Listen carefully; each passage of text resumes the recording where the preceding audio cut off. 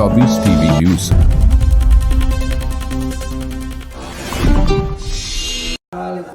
लोगों को दास की तरफ से बहुत बहुत दंडवत प्रणाम। जय सीताराम। मेरे बंधु सभी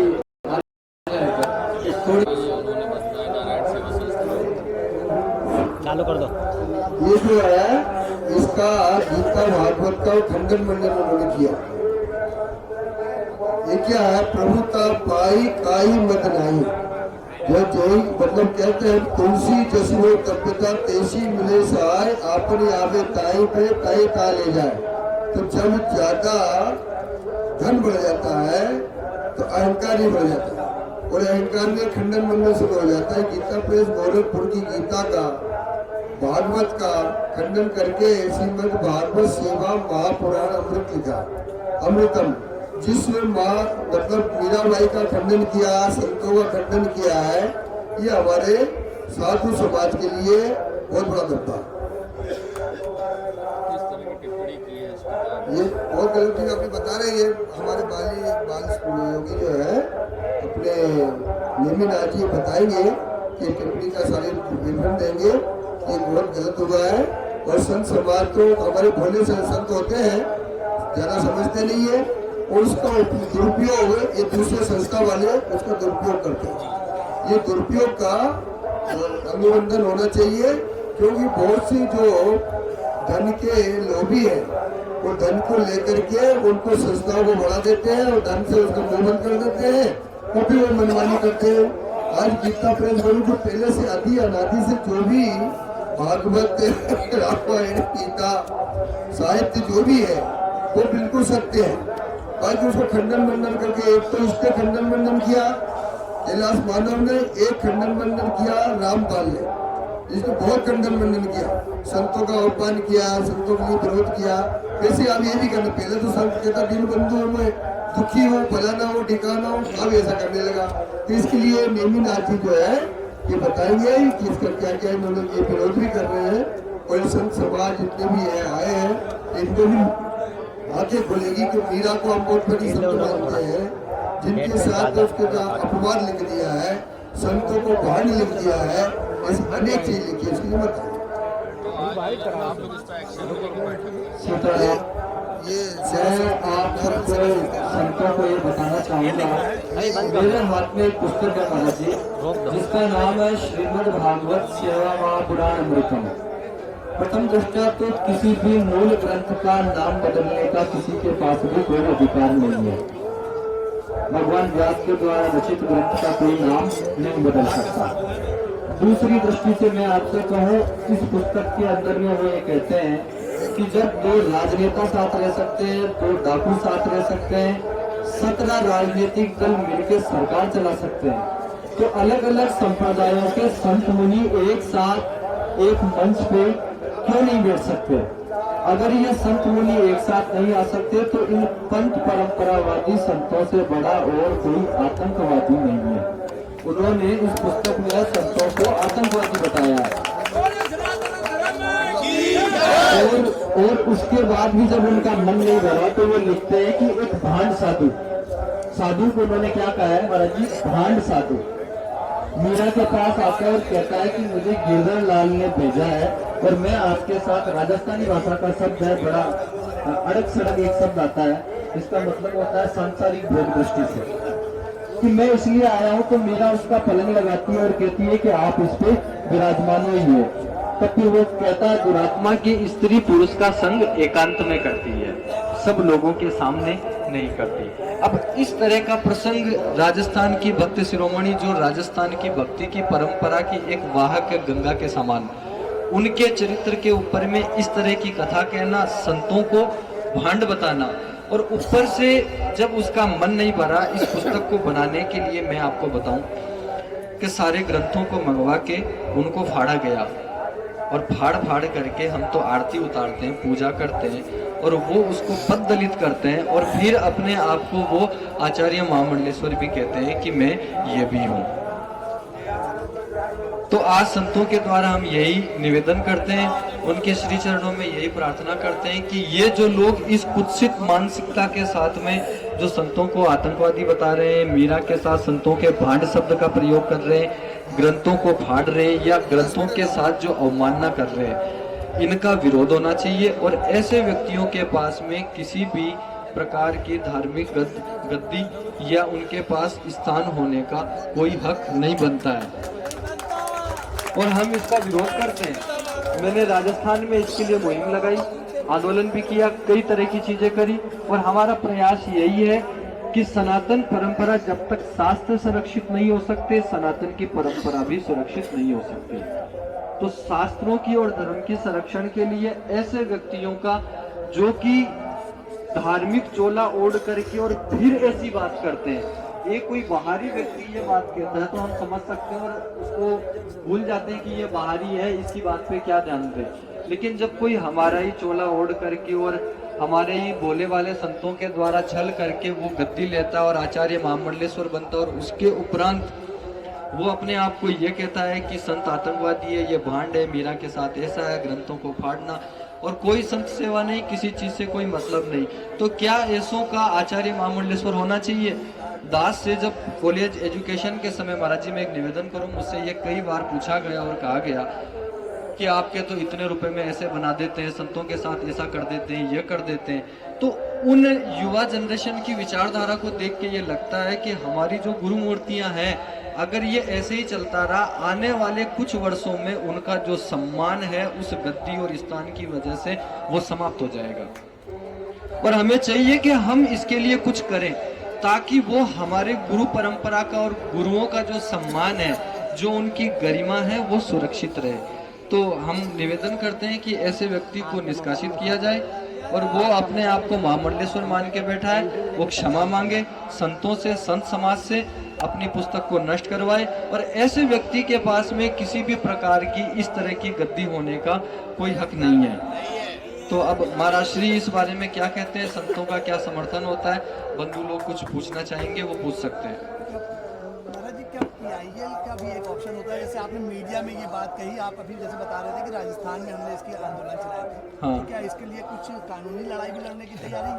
कानूनी लड़ाई की भी तैयारी है और PIL के लिए मेड़ता के जो लोग हैं उन सब ने ये बात कही है कि हम इसकी PIL करेंगे। वो मेरे अकेले का काम तो हो नहीं सकता। मेरा विषय था कि मैं संतों तक इस छुपी हुई बात को लेके आऊं और मैंने उसके लिए प्रयास करके उस बात को समस्त संत समाज के सामने, मीडिया के सामने रख दिया। अब आगे क्या करना है ये तो सर्वमान्य संत समाज का निर्णय होगा कि ऐसे व्यक्ति के साथ में वो क्या करते हैं और क्या वो एक्शन लेते हैं।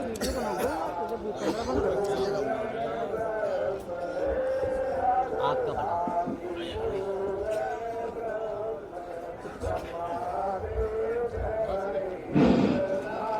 जय श्री राम। परम पूज्य मंच पर विराजमान श्री चंद संत चरण और हमारे दूरदराज से आए हुए अनेक खालसाओं से संत महापुरुष, आपके चरणों में मैं दंडवत प्रणाम करते हुए आपसे निवेदन करता हूं कि पूज्य श्री महाराज जी ने आप पूरी बात नहीं बताए, लेकिन मैं आपकी व्याथा को समझ गया। और शांतोता कथा है जो भारतीय संस्कृति और सभ्यता का निर्माता है। संतों ने आदेश दिया है, निर्देश दिया है, संदेश दिया है, उपदेश दिया है राजाओं को, और संत के आगे आकर राजा याचना करते थे कि महाराज हम क्या करें।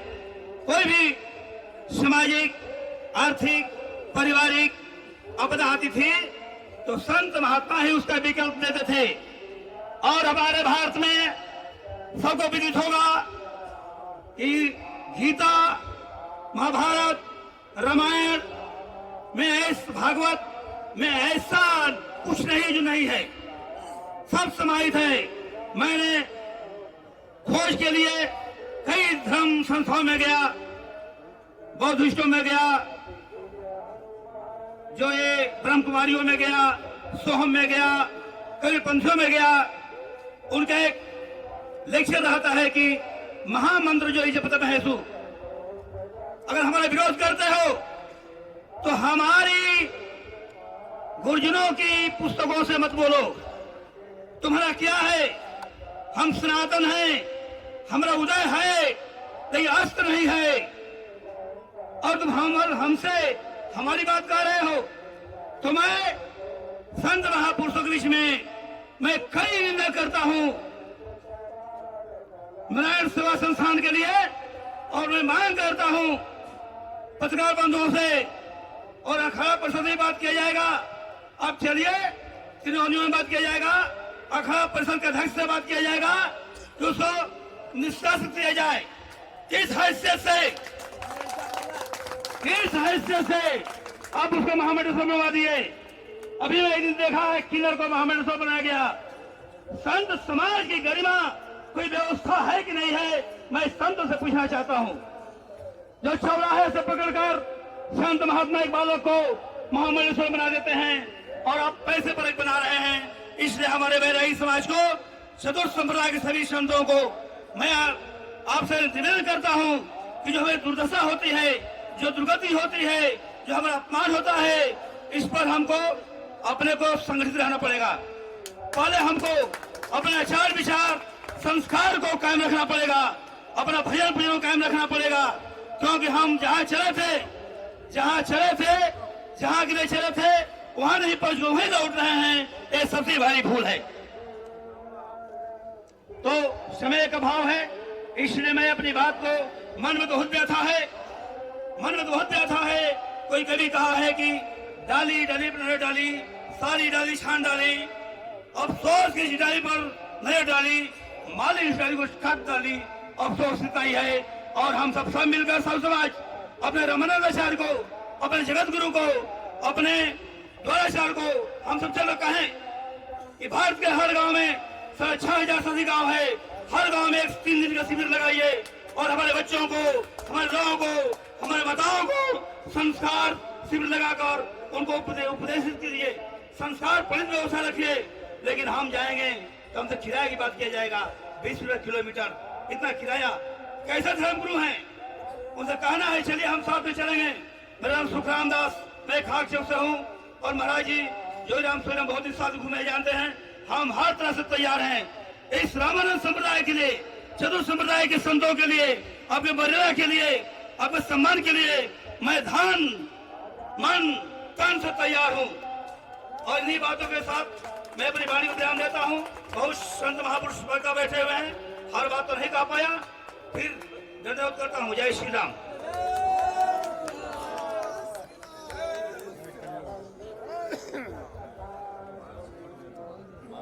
ध्यान आत्मा मन वाणी के द्वारा ये तपस्या कर रहे हैं। इस तपस्या के बलबूते इन्होंने जो कुछ कहा उसके लिए सारा समाज, हम सब लोग आत्मा के द्वारा ऐसे लोगों की निंदा करते हैं। ऐसे लोगों के समाज में रहने के लिए हम सब लोग कहाँ क्या हो रहा है, कोई अपने मनमाने ढंग से कहाँ बढ़ रहा है, इसके लिए हम सब लोगों को नियंत्रण रखना जरूरी है। आज नियंत्रण नहीं हुआ तो बंधु आने वाले समय में कभी नियंत्रण होगा भी नहीं। ये समाज के लोग, ये समाज के स्तंभ हैं, ये समाज की नींव है, जिन्होंने अपना पूरा जीवन समाज के प्रति समर्पित किया। निश्चित रूप से ऐसे समाज के स्तंभों को मैं बारंबार प्रणाम करता हूं। अगर आप लोगों ने अपने मन में ऐसा भाव प्रकट किया है तो इस भाव की हम सब लोग आत्मा मन वाणी के द्वारा आदरपूर्वक आपकी वंदना करते हैं। आप लोग एक साथ एकजुट रहिए, आप लोगों के मन में एक सा भाव रहिए। अपने मन में केवल धन की बुभुक्षा का परित्याग करते हुए निश्चित रूप से गांव-गांव में जाकर ऐसे मंदिरों को, ऐसे सनातन धर्म के लोगों को आप टटोलिए जिसके द्वारा सनातन धर्म बचा रहे। निश्चित रूप से आपकी भावना का हम सब लोग आदर करते हैं। चरणारविंदम। संतों का समागम, किस तरीके से हमें क्या काम करना चाहिए, क्या गतिविधियां हो रही है, क्या संत समाज के प्रति कहीं दूषित वातावरण तो नहीं बन रहा है। जो दूषित वातावरण बन रहा है उसे हम दूर करने का प्रयास करें, क्योंकि भारत में आतंकवाद फैल गया। ये मान के चलिएगा कि लोगों ने वेश बदल के, स्वरूप बदल के, भाव बदल के, विचार बदल करके हमारे सनातन धर्म का रास करने में लगे हुए हैं, नाश करने में लगे हुए हैं। तो हमें इस स्थिति को सुधारना चाहिए।